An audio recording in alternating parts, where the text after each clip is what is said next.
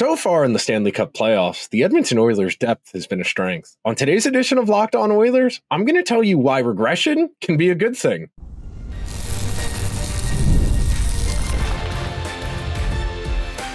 You are Locked On Oilers, your daily podcast on the Edmonton Oilers, part of the Locked On Podcast Network, your team every day. Hello, everyone, and welcome to this bonus Saturday edition of Locked On Oilers. I am your host, Nick Zararis. This is my second playoff run as host of Locked On Oilers after my first full regular season. This is my third NHL season with the Locked On Podcast Network. I've been doing hockey content at this point for more than 10 years. I'm so glad you are a part of this journey, and I'm itching to talk about the Oilers after that game to win. So we got to get through a few little business things. So first of all, thank you for making Locked On Oilers your first listen of the day. Locked On Oilers is a part of the Locked On Podcast Network, where we've got your team covered every day. And today's episode is brought to you by FanDuel, where right now new FanDuel customers can get $200 in bonus bets if your first $5 bet wins. So on today's bonus Saturday edition of Locked On Oilers, I'm going to explain how regression works. We're going to start there, explaining what regression is in terms of averages. Our first segment is going to break it down in a hockey context and put it into a digestible and palatable form, because this is a complicated subject. I can explain. I am someone who had to take statistics, intro to statistics, twice in undergrad and college. I am not a math person, but I understand this well enough now that I can explain it, and that's where we're going to start today's show. In our second segment, we're going to apply what we talked about in the first segment. We're going to do it in terms of McDavid and Draisaitl together versus everybody else, versus when one guy is out there, Connor or Leon, but not together. And then in our final segment, we're going to apply regression to the power play and the penalty kills. So to start things out, when we are talking about data collection, data in the aggregate, raw data, whether it's shots on goal, goals, save percentage, assists, whatever data point we are collecting, we put that data on a spectrum, on what is called a curve. And there are different types of curves, but the most common one is called a Gaussian blur. It's straight across. It's a little bell curve. It's called a bell or a Gaussian curve. I said Gaussian blur. That's a setting in Photoshop I use a lot. So streams get crossed over when you wear as many hats as I do. But a standard distribution, a Gaussian curve, a bell curve, where it starts out low and increases all the way until you get to the dead middle. The middle is what we would call the average or the mean, the average of all of those data points. And then it starts to go back down once it gets to the other side. And then you end up with a very small sample. Now, the vast majority of data points are going to be close to that middle because it's the average. So for example, if we wanted to do this for an easy statistic, let's look at Connor McDavid's goals in his NHL career.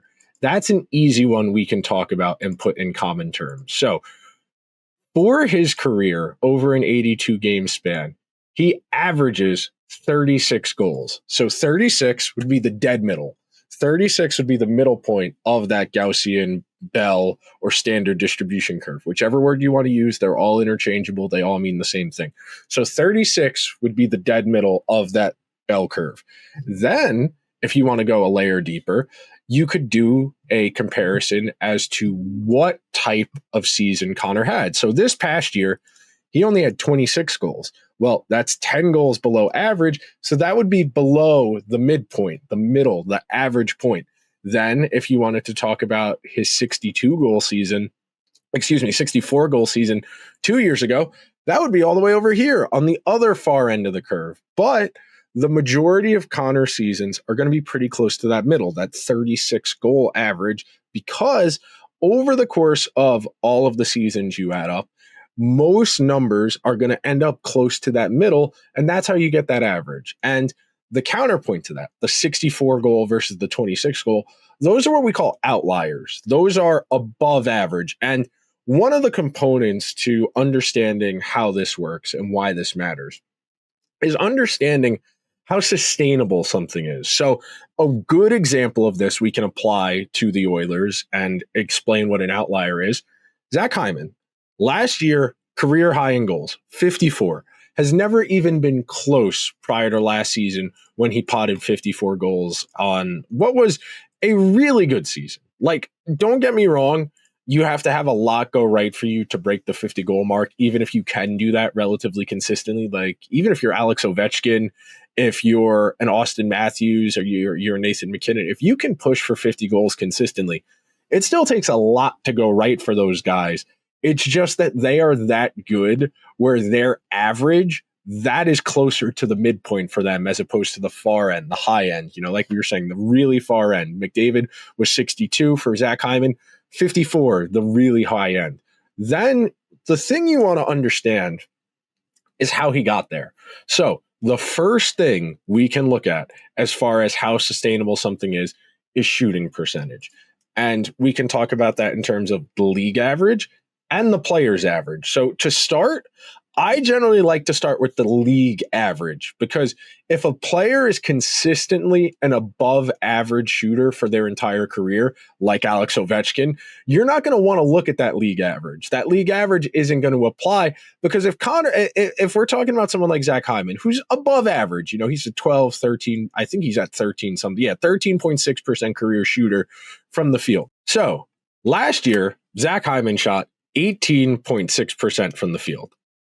You subtract this year's shooting percentage of 12.9, and yes, the famous Locked On Oilers calculator is back. If you're not an everydayer and you haven't seen me break out the calculator yet on an episode, yes, I do check my math to be sure, because it's good to be sure. And 5.7%. So he shot almost 6 full percentage points over his career average.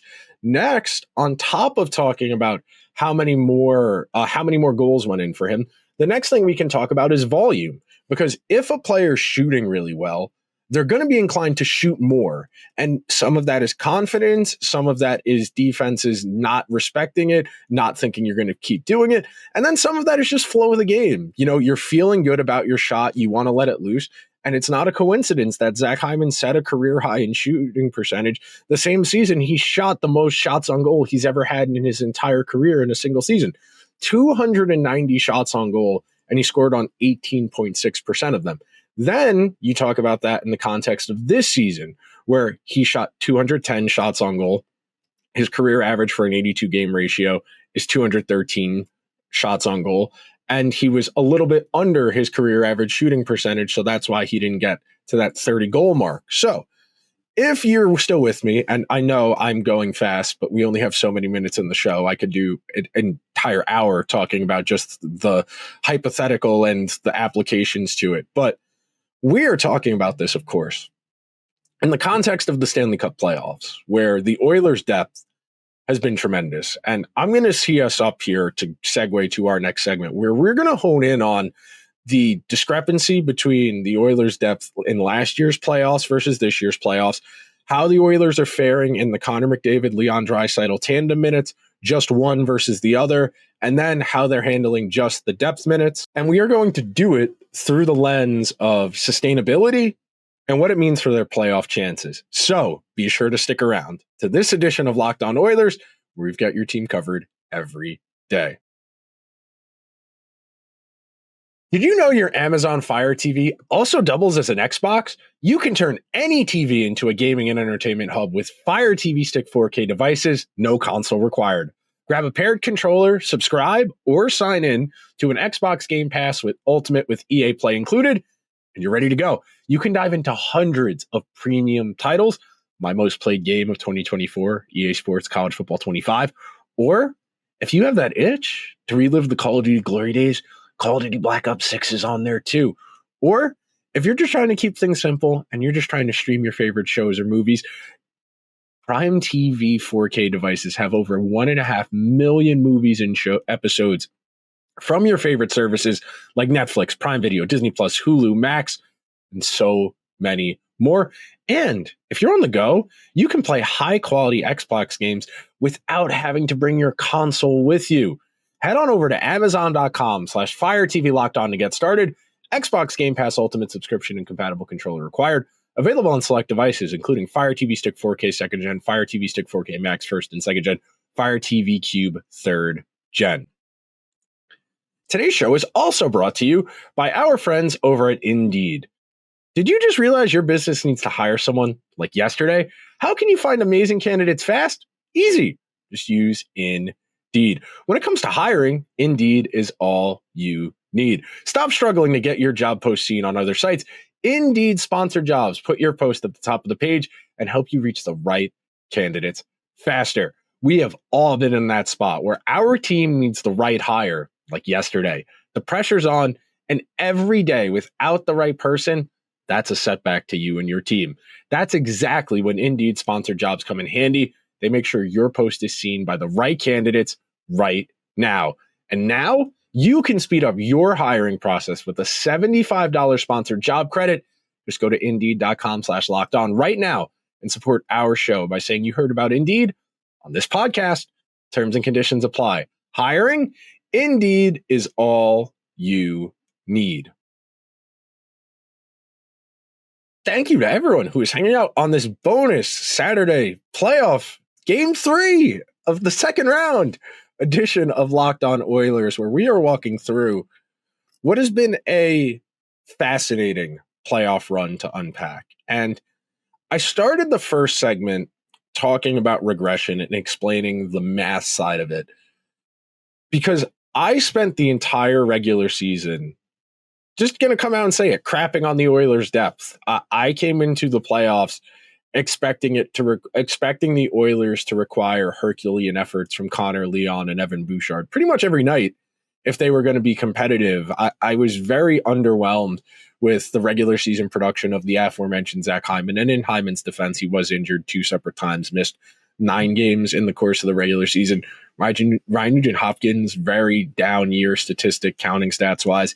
You didn't get to ride the shooting bender that Adam Henrique had in the postseason. He wasn't able to produce as much this year. Mattias Janmark, 2 goals all year over the course of the regular season. So coming into the playoffs, I didn't expect a whole lot from the Oilers. And then slowly but surely, as that Kings series went along and the Oilers found the right permutation of their lineup that they've stuck with for the most part since then, they have managed both to contribute actual tangible offense, putting the puck in the net without conceding a lot. And then the other part, which I think is frankly more important, they have played enough functional hockey that Pickard isn't having to do a whole lot in his own end. And I thought he was the most important player for them in game 2 to get them to overtime. And I understand the goals you got from guys like Podkolzin and Nurse, and ultimately you won in overtime. But that second period where you're playing okay, but Vegas has a lion's share of the possession, then in overtime too, you got to remember Vegas had a majority of the possession in terms of high danger chances and expected goals. And Calvin Pickard, who is not a starting goalie in the NHL, won his 6th straight game. Calvin Pickard gave them a chance to win. He finished, I think, .02 goals saved above expected, so he was slightly below average. And Vegas is a good hockey team, which is the other part of this that is worth mentioning. But the Oilers' depth so far in the playoffs has done a spectacular job. So we're going to start there. Last year in the playoffs at 5-on-5, the Oilers' depth, so non-McDavid Draisaitl minutes on last year's team. So that's every single time anybody was on the ice without Connor or Leon. The Oilers had a 36% goal share, a 44% expected goal share, a 45% high danger chance share with 8-9-1 goaltending. And 8-9-1 5-on-5 goaltending isn't great, but that is a group at large, 9 forwards, 10 forwards that was struggling to possess the puck a whole lot, that was struggling to generate offense. And the Connor and Leon minutes last year were absolutely essential because in those minutes, they had a 70% expected goal share, a 69% goal share, a 66% high danger chance share. So in the minutes Connor and Leon weren't out there, the Oilers were getting killed. You're getting outscored almost 2-1 if you're in the 30s when it comes to goal share. And you are being outscored almost 2-1 in the non-Connor McDavid Leon minutes at 5-on-5. And last year, if you'll recall, they played them a little bit more separately from each other in the postseason. They weren't as together until they got deeper into the playoffs where it became more essential. But just in terms of the feeling, in terms of the vibe. The Oilers have earned the benefit of the doubt, and the underlying numbers this year for that bottom six have been tremendous. So this year, the Oilers' bottom six, I should say bottom nine, really, the non-McDavid and non-Draisaitl minutes, without either guy on the ice, 54% of the shots on goal, 63% of the goals, almost 2/3 of the goals. They have outscored opponents 14-8 without Connor or Leon on the ice. And you know why I feel confident in that? Because they have a 56% expected goal share and they have a 60% high danger chance share. This isn't some crazy shooting bender. This isn't players getting lucky. This is the Oilers lineup as constructed, playing a ton of possession hockey and getting the puck to dangerous areas. I tweeted it during game 2. I love the looks that Nugent-Hopkins, Evander Kane, and Zach Hyman generate when they play with each other because they are below the goal line. They are putting pressure on the other team's defense. They are forcing the other team's defense to play defense. They are making it hard for the other team's defense to break out and go back to offense, and you're buying zone time. And when you're buying zone time, you're not playing defense. When you're not playing defense, you can't concede a goal. Then you go further down the lineup. Do I think Arvidsson, Podkolzin, and Janmark could stand to play 1 or 2 more minutes a game? I do. I think that group has had a lot of juice, and part of that is they're just not playing a lot, only 11, 12 minutes at the absolute most. And these are games that are going deep into a first overtime period. But those guys have done the same thing. Get the puck in deep, wear down the defense, try and force them into mistakes. And that creates a trickle-down effect. And then real quick, we should talk about Connor and Leon's role in this as well. This year, when they've played together, 66% goal share. So they're scoring 2/3 of the goals when they're on the ice. They are outscoring opponents 2-1. They are out expected goals opponentsing 2-1. Same thing with high danger. They're doing it on 12% shooting and on 8-7-1 saves. So there's an argument to be made that in the Connor and Leon minutes at 5-on-5, with slightly better goaltending, they would have even a better goal share. They would create even more offense if they could get slightly better goaltending. But then, real quick, the caveat there. You have to understand that Connor and Leon, because of how they play, what their nature is, they are occasionally going to miss a back check or two, and they're going to be out there more in a leverage situation to create offense. So I'm not saying they don't have to play defense. I'm not saying it's not a responsibility.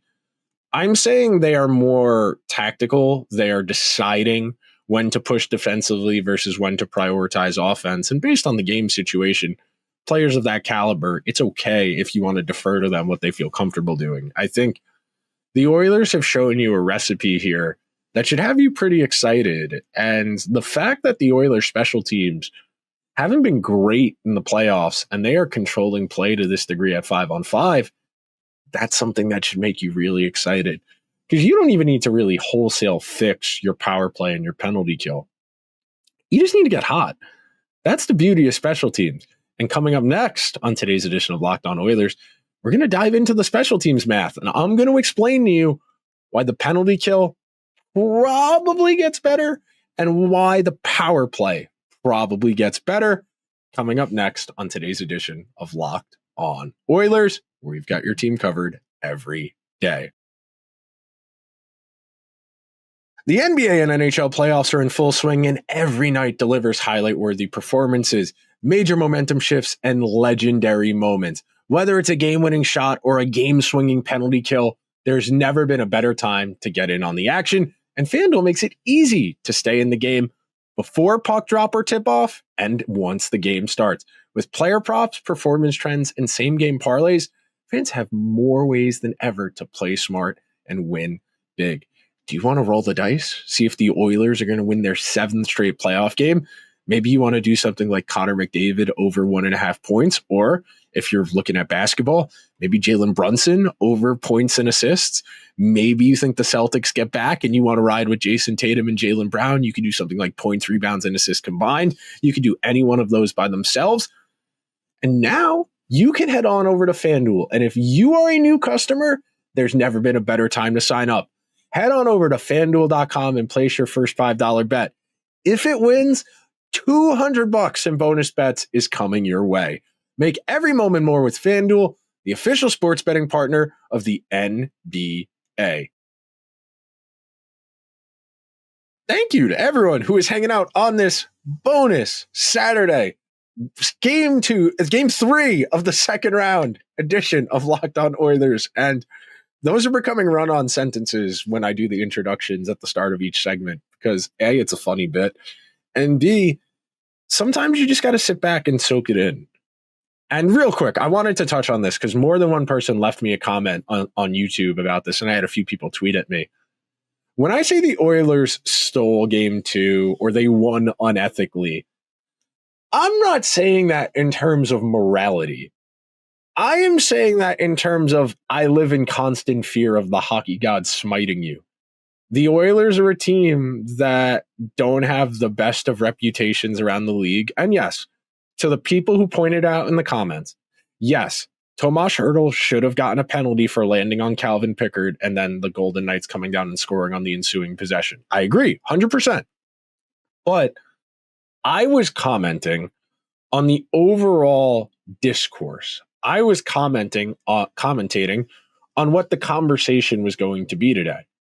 That was a trip on Victor Arvidsson. I agree. I think it was. I think the Oilers got very lucky there. I think, as we talked about as well, good teams make their own luck. That's one of the real telltale signs of a good team is they can win games where things aren't going their way. And I think that was my biggest takeaway from game number 2 in a game where the Oilers were pretty thoroughly out high danger chanced and out expected gold. They found a way to win. They didn't convert on the power play. They conceded 2 penalty kill goals against, and that's where we're going to finish up today's show. The Oilers in the regular season were pretty good on special teams. You know, they gave you enough that you didn't think it was fatal. In the regular season, the Oilers penalty kill was just mediocre, 78.16%, firmly in the middle of the pack, closer to the top half than the bottom half of the league. Nothing insane, but nothing awful. You compare that to the playoffs, where they have been the worst penalty kill in the postseason. They have conceded 11 power play goals against in 27 opportunities. Part of the problem is they're just taking too many penalties, and I don't know why the disparity is so aggressive. I wrote this down because I found it really interesting. So far, the Oilers have played 8 playoff games. They've played 6 against LA. They've played 2 against Vegas. So far, the Oilers are averaging 3.375 penalty kills per game. They're only getting 2.25 power play opportunities per game. The other team is getting 1 more full power play per game. And I think that's really interesting because the Oilers have been behind in so many of these games. And we know referees are inclined to try and keep these games close, that if a team is trailing, they're going to be inclined to let that go. They're going to be inclined to try and get them back in the game. And we know that if referees call 2 penalties on one team in a row, they're really going to go out of their way to try and call that 3rd penalty on the other team just to even out the ledger so it doesn't even give the appearance of impropriety. And look, I don't think there's some grand conspiracy here. The NHL is not competent enough as a league to run a massive conspiracy where the league is picking who wins and loses these games. Even if they wanted to try and influence the games through certain referees and telling them to emphasize certain rules and fractions, I feel like at this point that would have gotten leaked. I feel like at this point, and look, is it fun to joke about that everything is scripted, that sports are rigged? Sure, it's a funny bit. The jokes are good. But we all know that's a joke, right? Right. And that's where we wrap up today's show talking about special teams. So in the regular season, the Oilers penalty kill, like I said, it was league average. It was firmly middle of the pack. Their power play was good. It wasn't great. That's one thing I do find interesting is that the Oilers power play this year, it wasn't as good as it's been in years past. And some of that I think is just McDavid being a little more worn out than usual. You know, only 23% after last year where they were almost at 30% conversion rate on the power play. Some of that is McDavid not being as juiced up. And look, he still had a great season. Anybody who told you he had a bad year, they're out of their mind. You had Zach Hyman regress. You had Nugent-Hopkins regress, who we talked about in that second segment. Evan Bouchard, still a lot of points, not as many goals. Leon led the league in goals. I don't have any qualms there. But they converted at a slightly lower rate. And I do think it's notable that Zach Hyman, who was on the ledger for a lot of the power play goals last year, I want to say 16, those were really dangerous scoring chances.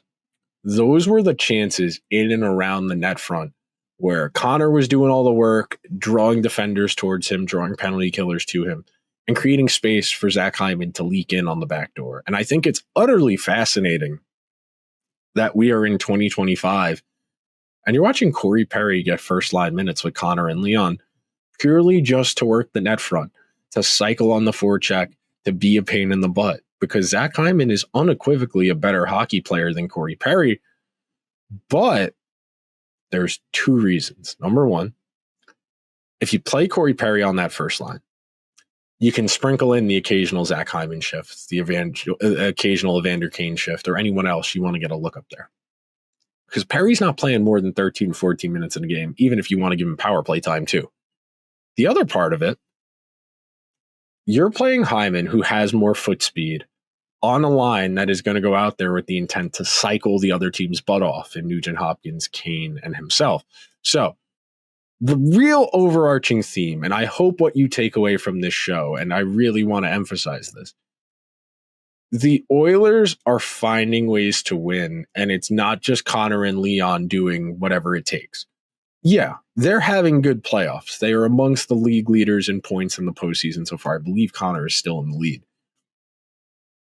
They are getting timely secondary scoring from guys like Podkolzin, from guys like Darnell Nurse, from guys like Connor Brown, who's had a pretty good playoff track record in his 2 playoffs as an Oiler. And there's still meat on the bone here. They can get slightly better goaltending. They can get slightly better finishing. And if they're already finding ways to win without those things, what happens if they get all of these things lined up simultaneously? That's where you can really start to talk yourself into something special happening. And I hope that's what you take away from today's show going into Game 3 against the Golden Knights tonight. I have every intent of recording an episode at some point, either late Saturday night or on Sunday morning. I plan on going out to watch the game with a bunch of my friends, so I might not get home till like 3 or 4 in the morning. And I will record an episode at 4 in the morning. It wouldn't be the first time. I've definitely done it. But on the chance I end up sleeping out at one of my friends' places, I will do a show sometime on Sunday for you. It is Mother's Day, so it might be later in the afternoon than you're typically used to. And then Monday, of course, as usual, to get you ready for the work week and to get you ready for game number 4. I will talk to you guys at some point between now and Monday. Until then, oh wait, I forgot. Thank you so much for making Locked On Oilers your first listen of the day. For your second listen, go check out the Locked On NHL feed featuring Locked On NHL and Locked On NHL Game Night. Game Night goes up as soon as the final game of the night is over. And then the next day, check out Locked On NHL to get the big stories going into that night's games. I will talk to you guys real soon. Until then, let's go Oilers.